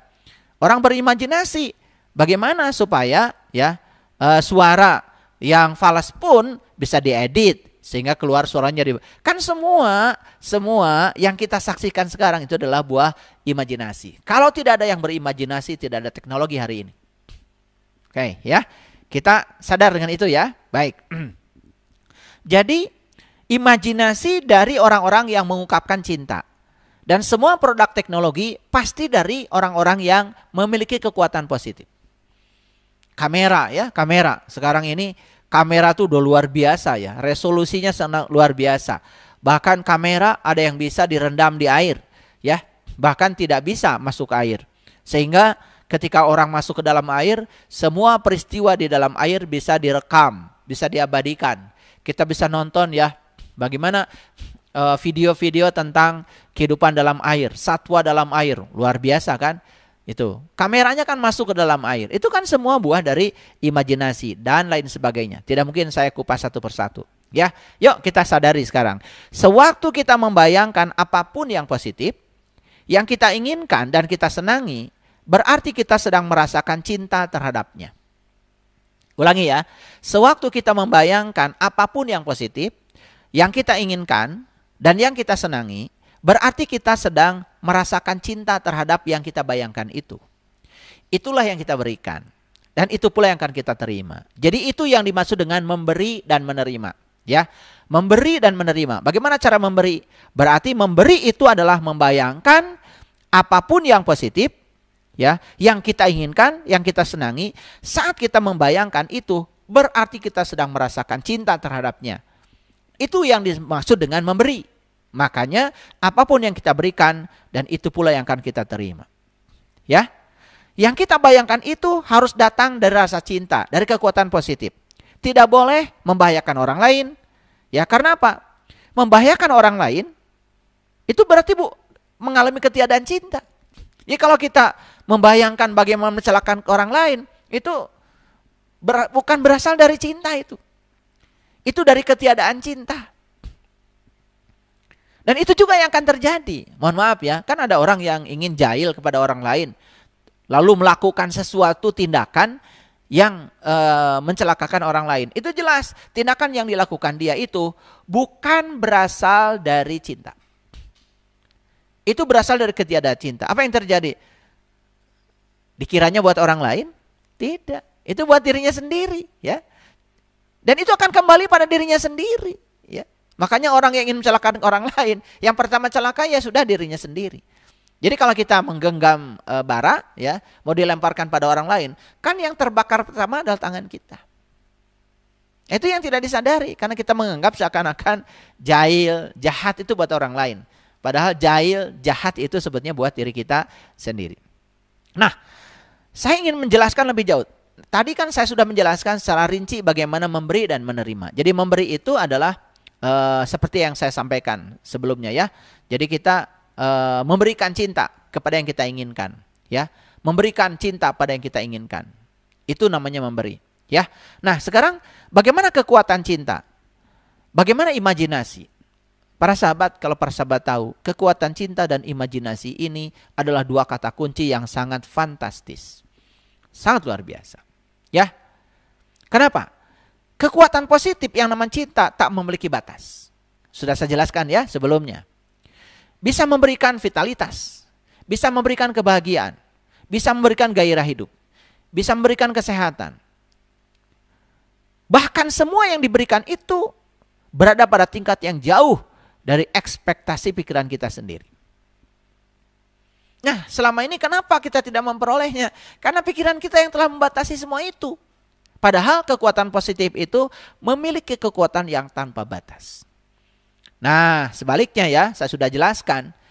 Kalau ya perasaan negatif itu kan ada titik terendahnya. Karena begitu orang itu bertubi-tubi mendapatkan yang tidak dia inginkan, pasti kan dia akan bangkit. Bahkan ada orang yang dibangkitkan justru pada saat dia sudah mencapai titik nadir. Jadi kalau perasaan negatif itu sebetulnya ada titik batasnya, ada titik nadirnya, ada titik terendahnya. Bahkan itu bisa jadi titik kebangkitan. Tapi kalau perasaan positif itu boleh kita merasakan kekuatan positif yang tanpa batas. Kenapa? Kekuatan positif itu tanpa batas. Itu yang saya sebut fantastis. Jadi tugas kita sekarang apa? Menerobos batas-batas bagi kehidupan kita dengan imajinasi. Jadi imajinasi itu bisa menerobos. Para sahabat pernah nonton film. Mungkin kita nonton film 10 tahun yang lalu. Saat itu masih imajinasi. Tapi 10 tahun yang akan datang, apa yang diimajinasikan sudah nyata menjadi produk teknologi. Ya toh? TV layar datar. Mungkin dulu baru imajinasi. Pada saat orang masih berpikir pakai TV yang ada pantatnya itu. Yaitu menggunakan elektron gun. Jadi elektron gun itu ya, ada apa itu yang disebut dengan penembak elektron. Dan kemudian memasuki medan listrik, kemudian disimpangkan oleh medan listrik sehingga menyebar. Kemudian disiapkan layar, terjadi peristiwa perubahan ya dari tumbukan elektron sehingga terjadilah yang disebut dengan warna-warni. Sehingga kita bisa melihat warna-warni cahaya. Itu dulu masih zaman elektron gun. Nah, saat itu mungkin orang baru berimajinasi bagaimana nanti layar TV itu datar aja, biar kalau ditempel di dinding tuh nggak ada pantatnya. Saat itu imajinasi loh. Dan sekarang lahirlah TV layar datar. Dan sekarang apa yang terjadi? Bahkan TV itu nggak ada dindingnya, nggak ada figuranya, gambarnya full, semua layarnya full. Dan mungkin suatu saat orang juga berpikir nanti untuk menangkap gambar nggak usah pakai layar lagi. Ya toh, mungkin saja langsung saja di ruang kosong ini tercipta gambar yang namanya hologram. Dan semua produk teknologi adalah hasil imajinasi. Ya, bukan halusinasi ya. Saya tidak bicara itu. Oke. Ya. Jadi tugas kita apa? Teroboslah batas-batas bagi kehidupan kita dengan imajinasi. Jadi imajinasi bisa menerobos. Itu yang dikatakan Einstein. Kalau pikiran itu cuma menghubungkan A ke B. Sedangkan imajinasi bisa ke C, bisa ke D, bisa ke E, bisa ke F, bisa ke Z. Karena apa? Kita bisa menerobos dengan imajinasi. Yuk sekarang kita sadari bahwa sebetulnya kita punya kekuatan positif yang luar biasa. Dan kita bisa menerobos semua itu. Ya, bekalnya cuma dua, kekuatan cinta dan imajinasi. Nah, mari kita bedakan sekarang. Apa sih bedanya orang yang hidupnya susah dengan orang yang hidupnya senang? Sebetulnya yang membedakan cuma satu kata, yaitu cinta. Sederhana ya. Tetapi cinta itu yang telah menciptakan perbedaan besar. Yang ini susah, yang ini senang. Kenapa? Yang senang itu karena dia sudah mampu menggunakan kekuatan positif yang bernama cinta. Dan yang susah itu karena dia mengalami ketiadaan cinta. Lalu yang keluar dari pikiran dan perasaannya, semua hal yang negatif. Jadi perasaan terhadap uangnya negatif, terhadap hubungan negatif, terhadap pekerjaan negatif. Bagaimana kita bisa mendapatkan pekerjaan dengan cepat? Kalau perasaan kita terhadap pekerjaan negatif. Misalnya kita mengatakan cari pekerjaan itu susah, melamar itu susah, pekerjaan itu tidak ada. Kita ingin bekerja, tetapi perasaan kita terhadap pekerjaan sendiri sudah negatif. Pekerjaan tidak akan datang kepada kita. Nasib kita tidak akan berubah karena kita tidak mampu mengubah perasaan kita sendiri. Mau bisnis sudah berpikir rugi, ya, atau berpikir wah cari uang tuh susah, cari untung tuh susah. Kalau kita rasa kita terhadap uang sudah negatif, ya bagusnya jangan bisnis ya, udah pasti rugi. Karena apa? Like attracts like, yang serupa menarik yang serupa. Karena perasaan kita tidak mengandung cinta. Tidak ada kekuatan positif yang diinpuskan pada perasaan kita. Yang terjadi ya seperti itu. Yuk sekarang. Jadi bedanya apa ya? Yang senang selalu membayangkan apa yang mereka inginkan dan mereka sukai. Mereka sudah merasakannya, ya. Bahkan mereka sudah bisa menginpuskan cinta ke dalam perasaannya. Mereka sudah bisa merasakan cinta terhadap apa yang mereka bayangkan itu. Jadi cinta itu sudah diberikan terhadap apa yang mereka bayangkan itu. Bahkan tadi ya, pada langkah proses penciptaan sudah saya jelaskan.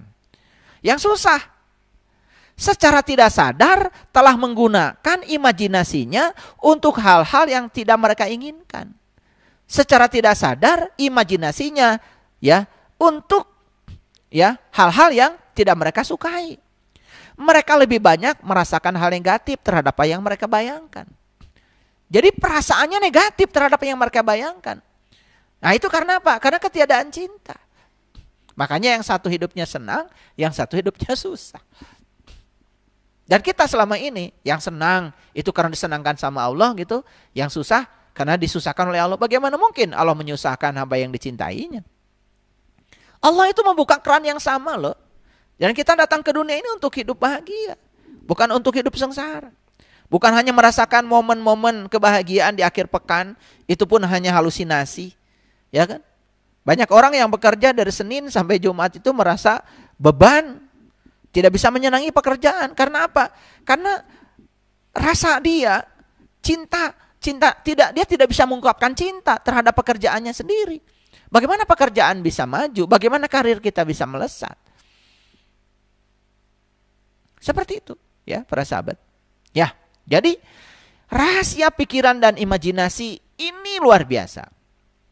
Jadi rahasia pikiran, ya, terutama pikiran yang super, ternyata hanya dalam penggunaan imajinasi. Jadi rahasia pikiran itu menjadi super tergantung bagaimana menggunakan imajinasi. Dan sejarah telah membuktikan, mereka yang berani membayangkan hal-hal yang mustahil adalah mereka yang memecah batas-batas manusiawi. Setuju ya? Mungkin kalau tidak ada siapa itu pencipta pesawat itu, dua bersaudara itu, Dan saat itu main-main ya, dia menerobos batas-batas. Kita tidak membayangkan ya, kita bisa melintasi lautan Atlantik, bisa melintasi lautan Pasifik. Bayangkan ya, kita dari Indonesia bisa ke Eropa, bisa ke Amerika, bisa ke Afrika. Coba bayangkan, kita bisa ke Saudi Arabia, kita bisa ke Jeddah dari sini, melintasi lautan yang luar biasa. Mungkin dulu di zamannya orang menganggap itu hal yang mustahil. Dan ternyata terciptalah pesawat. Jadi saya ingin mengatakan bahwa sejarah telah membuktikan mereka yang berani membayangkan hal-hal yang mustahil adalah mereka yang memecah batas-batas manusiawi. Jadi maksud saya batas-batas manusiawi, maksud saya adalah kebanyakan orang berpikir saat itu diterobos oleh dia. Dan ternyata dia bisa menemukan sesuatu. Itu karena apa? Keberanian. Makanya kata Sokrates, keberanian adalah pengetahuan tentang ketakutan. Keberanian itu pengetahuan tentang ketakutan. Mereka yang punya keberanian itu adalah mereka yang sudah bisa menguasai ketakutan. Dan ternyata mereka bisa melampaui batas-batas. Jadi sebenarnya kalau mereka bisa, kan mereka juga sama-sama manusia. Jadi artinya semua manusia diberi kesempatan yang sama untuk menerobos itu. Ya tentu saja kita yang kecil-kecilan saja ya. Kita terobos sekarang batas-batas yang selama ini yang membatasi diri kita. Ya, yuk kita terobos. Jadi kalau selama ini kita tidak memantaskan diri kita yang sederhana aja. Wah nggak mungkin saya sepatunya Adidas misalkan. Ya udah ya, begitu kita mengatakan sepatunya merek lain misalkan yang lebih murah, ya udah kita hanya akan mendapatkan itu. Tapi kita terobos ya. Saya pasti bisa pakai sepatu yang mahal, yang branded. Saya bisa pakai baju yang mahal, yang branded. Kalau itu diterobos ya dengan imajinasi kita, yaitu ya kita sudah menciptakan proses penciptaan. Ya. Baik para sahabat, kita lihat dalam bidang sains. Ya, sains begitu berkembang luar biasa. Saya kalau belajar ya, dulu saya belajar fisika klasik. Kemudian saya belajar fisika relativistik ya. Kemudian saya belajar fisika kuantum. Saya merasakan itu ada suatu lompatan yang luar biasa ya. Yang awalnya itu cuma dari radiasi benda hitam. Dulu orang menganggap bahwa yang namanya cahaya ini dianggap sebagai rambatan yang kontinu. Ternyata cahaya ini bukan rambatan yang kontinu, ternyata cahaya ini disebut foton. Dan foton itu paket-paket energi. Siapa orang yang pertama mengilhami itu? Itu namanya Planck itu, Max Planck. Dan pekerjaan Max Planck ya tentang itu kemudian diteruskan oleh Einstein. Ditemukan yang disebut dengan efek fotolistrik. Makanya ketika Einstein mendapatkan hadiah tentang efek fotolistrik, beliau mengatakan yang berhak untuk mendapatkan ini bukan saya, kata Einstein, tapi Max Planck. Tapi kan Planck sudah mendapatkan hadiah Nobel. Itu luar biasa ya. Itu. Nah itulah kemudian masuk dalam tataran energi. Maka saya sudah sampaikan bahwa ada tataran materi, ada tataran energi. Dan realitas itu terbentuk oleh dua tataran itu. Di tataran energi kita tahu adalah energi sama dengan konstanta Planck dikalikan frekuensi. Di tataran materi kita sudah tahu ada energi sama dengan massa dikalikan kecepatan cahaya dikuadratkan. Nah ketika itu disimultankan, dikoherensikan, kemudian itu yang bisa membentuk realitas.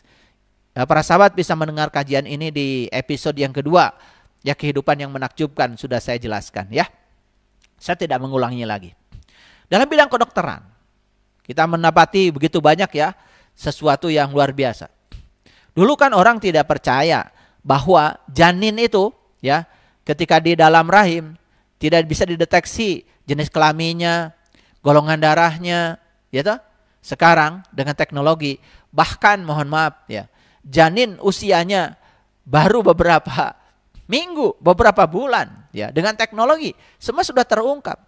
Sehingga tidak layak lagi disebut janin karena janin itu dari kata jin.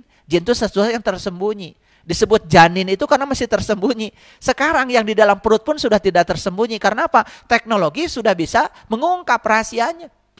Bahkan jenis kelamin sudah bisa diungkap. Walaupun ya baru beberapa minggu. Itulah teknologi ya di bidang kedokteran. Di bidang olahraga, di bidang seni, ya, mohon maaf ya.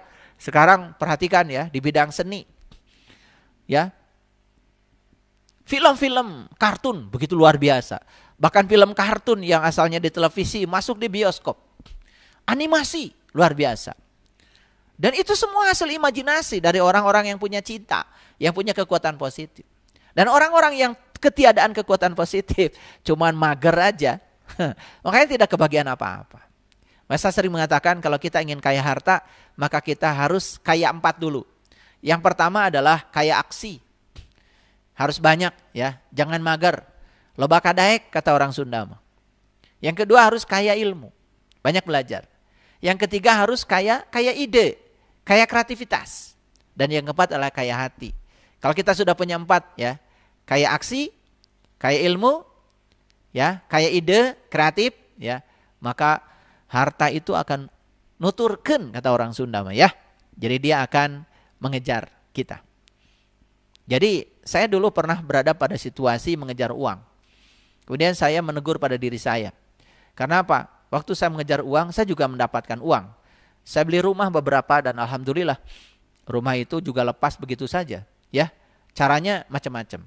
Kemudian saya refleksi pada diri saya. Kenapa rumah-rumah saya yang dibeli ini kok bisa lepas semuanya? Walaupun ya disebut dalam tanda kutip ditipu orang, tetapi yang jelas lepas, itu cara semesta mengambilnya seperti itu. Dan saya mempertanyakan kenapa harus lepas. Dan kemudian saya refleksi, oh saya waktu itu mengejar uang. Harusnya kan uang yang mengejar saya. Ya kan? Makanya ada kata-kata yang sangat luar biasa ya. Siapa yang mengejar Allah dia dapat 2, Allah dan dunia. Tapi siapa yang mengejar dunia, maka dia tidak dapat dua-duanya. Jadi kalau saya gambarkan kan seperti ini, para sahabat, ya. Sebentar ini saya lipat ke atas. Kalau ini matahari ini sumber cahaya. Ini kita di sini. Coba perhatikan. Kan bayangan pasti di sini. Di belakang sumber cahaya. Nah, kalau ini matahari, sebut saja ini adalah sumber energi, sumber asal muasal kehidupan. Sebut saja, ini simbolisasi dari Tuhan misalkan. Ya, saya tidak mengatakan materi Tuhan ya, ini hanya simbolisasi. Karena Tuhan sendiri di dalam banyak kitab suci banyak sekali menyimbolkan dirinya matahari, bulan, bintang, seperti itu. Itu simbolisasi ya. Nah, itu artinya adalah sumber cahaya. Nah, ini kenapa terbentuk bayangan di sini? Karena terhalang kan cahaya oleh tubuh kita sendiri. Coba sekarang, kalau kita ini adalah Tuhan, inilah kita. Inilah manusia. Manusia. Mana bayangan? Inilah dunia. Makanya di Quran dikatakan ya, sesungguhnya dunia itu adalah bayangan. Nah, sekarang coba, kalau kita bergerak ke sini, bergerak ke sumber cahaya. Bukankah bayangan ikut? Jadi siapa yang bergerak ke sumber cahaya, bayangan ikut. Jadi siapa yang menuju Tuhan, maka dia akan dapat 2, dapat Tuhan, dapat dunia. Tapi coba kalau bergerak ke sebelah kanan, terus aja ngejar dunia, terus ngejar uang, apa yang terjadi? Kita membelakangi cahaya. Akibatnya apa? Kita mengejar bayangan kita sendiri. Dan bayangan itu tidak bisa ditangkap para sahabat. Tidak ada orang yang hari ini sukses menangkap bayangan sendiri. Dan bayangan tidak bisa ditangkap. Jadi artinya, ya saya dapat belajar dari kehidupan saya. Kenapa saya harus kehilangan begitu banyak ya yang saya miliki pada saat itu. Ya. Tapi saya juga tidak merasa kehilangan saat itu. Saya sadar karena ada yang salah dalam hidup saya. Karena semua harus lepas dari saya itu karena cinta kasih semesta. Ya udah saya sadari. Dan begitu saya sadari, saya dapat pesannya, dapat pelajaran. Oh, pada saat itu saya salah arah. Jadi saya arahnya menuju kepada kegelapan. Saya menuju kepada dunia. Saya mengejar dunia. Lalu saya membelakangi cahaya. Kemudian saya ubah. Sekarang saya harus menghadapi cahaya dan biarkan bayangan ikut saya. Dan ternyata luar biasa para sahabat, ketika kita mengubah arah kita, juga sangat luar biasa hasilnya. Ya, kita berada pada situasi yang berbeda. Bahkan seandainya pun kita dititipi banyak harta, rasa memiliki itu sudah tidak ada lagi. Karena apa? Ya, karena semua juga bukan milik kita, bahkan diri saya juga miliknya dia. Jadi mana yang bukan miliknya dia? Semuanya miliknya dia. Ya, oke, ya. Jadi dalam bidang sains, kedokteran, olahraga, seni, teknologi, ya, hanya nama-nama orang yang membayangkan hal-hal yang mustahil yang terukir dalam sejarah. Setuju ya? Setuju ya? Kita dengar ya, nama-nama orang yang terukir dalam sejarah siapa itu?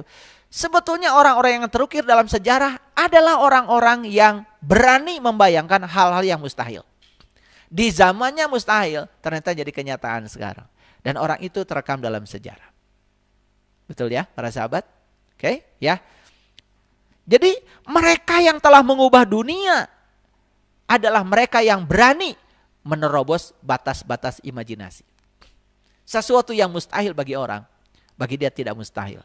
Sesuatu yang impossible bagi semua orang, dia ubah impossible menjadi I'm possible. Lihat ya.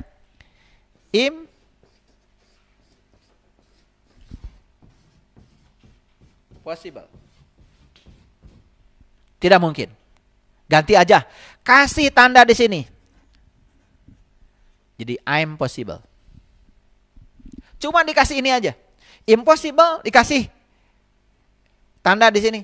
Jadi I am possible. Sesuatu yang tidak mungkin menjadi mungkin. Saya dulu begitu nyampe di Bandung, ya, lihat rumah-rumah yang besar di Bandung. Mungkin banyak orang yang membayangkan, nggak mungkin saya bisa memiliki rumah itu. Karena saat itu impossible. Tapi alhamdulillah, sedikit pun saya tidak pernah memiliki pikiran impossible. I'm possible. Semuanya mungkin. Dan ternyata saya juga kebagian rezekinya bisa punya rumah di Bandung. Di kota Bandung. Jadi sebetulnya semua tergantung pada kita. Ini bukan soal nasib ditentukan oleh Allah. Tetapi Allah, ya, cara menentukan nasib tergantung pada pikiran dan perasaan kita sendiri. Itulah sebetulnya sang keberadaan itu akan memenuhi semua kebutuhan kita. Manakala kita sudah bisa mengubah pikiran dan perasaan kita. Coba renungkan. Semua kehidupan kita saat ini adalah semua yang pernah kita bayangkan, bukan? Yuk, semua kehidupan yang terjadi saat ini adalah yang pernah kita bayangkan. Saya, ya, menikmati kehidupan saya saat ini, itu yang saya bayangkan. Saya punya rumah seperti yang saya bayangkan. Saya ingin punya kendaraan seperti yang saya bayangkan. Saya ingin sekolah di tempat seperti yang saya bayangkan. Saya ingin bekerja di tempat seperti yang saya bayangkan. Dan semua yang terjadi saat ini sebetulnya yang pernah kita bayangkan. Cuman kita tidak sadar. Baik ya, semua yang kita miliki, yang tidak kita miliki, semua situasi dan keadaan hidup kita adalah sama persis dengan yang pernah kita bayangkan. Semua yang kita miliki, semua yang tidak kita miliki, semua situasi yang dan keadaan hidup yang terjadi kepada kita saat ini persis dengan yang pernah kita bayangkan. Persis dengan yang pernah kita bayangkan. Jadi, apapun yang dapat kita bayangkan sebetulnya sudah ada. Makanya ada kata-kata bijak, semua yang dapat kita bayangkan nyata. Karena sesuatu yang dapat, apapun yang kita bayangkan itu sebenarnya sekarang sudah ada. Yuk, sekarang saya kasih contoh. Ada yang membayangkan mobil baru nggak di tempat ini? Ada kan? Mobilnya sudah ada di dealer. Ada yang membayangkan moge, motor keren yang besar gitu. Ada nggak? Ada. Motornya sudah ada. Ada membayangkan banyak uang nggak? Uangnya sudah ada kok. Semua yang dapat dibayangkan itu sebetulnya sudah ada. Yuk sekarang, seberat apapun situasi yang kita hadapi, bayangkan akhir yang baik. Dan rasakan akhir yang baik. Itulah cara mengubah keadaan dari situasi seperti yang kita inginkan. Apapun keinginan yang dapat dibayangkan, semuanya sudah ada dalam penciptaan. 5.000 tahun yang lalu, apapun yang mungkin diciptakan sudah selesai. Betul? Orang 5.000 tahun yang lalu baru imajinasi. Tetapi apapun yang dapat dibayangkan 5.000 tahun yang lalu, bukankah sudah selesai? Betul? Kenyataannya sekarang semua menjadi terrealisasi. Bahkan 5.000 tahun yang lalu apapun yang mungkin diciptakan sudah selesai. Bahkan sudah lengkap. Bahkan sudah ada. Dan sekarang sudah terjadi. Dan dapat kita rasakan. 5.000 tahun kemudian Fisika kuantum telah menginformasikan kepada kita tiap sesuatu kemungkinan dan segala sesuatu yang sebenarnya itu sudah ada saat ini. Apapun yang dapat kita bayangkan dalam hidup sebenarnya sudah ada. Setiap kemungkinan yang ada memang sudah ada. Itulah para sahabat. Di episode yang kelima ini saya berbicara lebih dalam lagi. Lebih dalam lagi. Dan itulah hebatnya ketika kita mau belajar. Apalagi ketika kita mau mengimplementasikan hasil belajar. Selamat mendapatkan kehidupan yang menakjubkan. Walaupun baru episode yang kelima, saya percaya para sahabat yang sudah mencoba untuk mengimplementasikan semua rahasia semesta ini, mungkin sudah merasakan walaupun di tingkat yang sedikit. Gak apa-apa positifnya satu. Karena perasaan yang sudah satu positifnya nanti juga akan menimbulkan hal yang diinginkan. Dan hal yang diinginkan dan kita cintai akan menimbulkan perasaan positif dua. Dan akan membangkitkan, mengundang perasaan apa hal yang diinginkan lebih banyak lagi. Dan itu terus menerus akan seperti itu. Yuk kita sekarang rubah nasib kita dengan cara mengubah pikiran dan perasaan kita. Membayangkan, merasakan, dan menerima. Terima kasih. Assalamualaikum warahmatullahi wabarakatuh.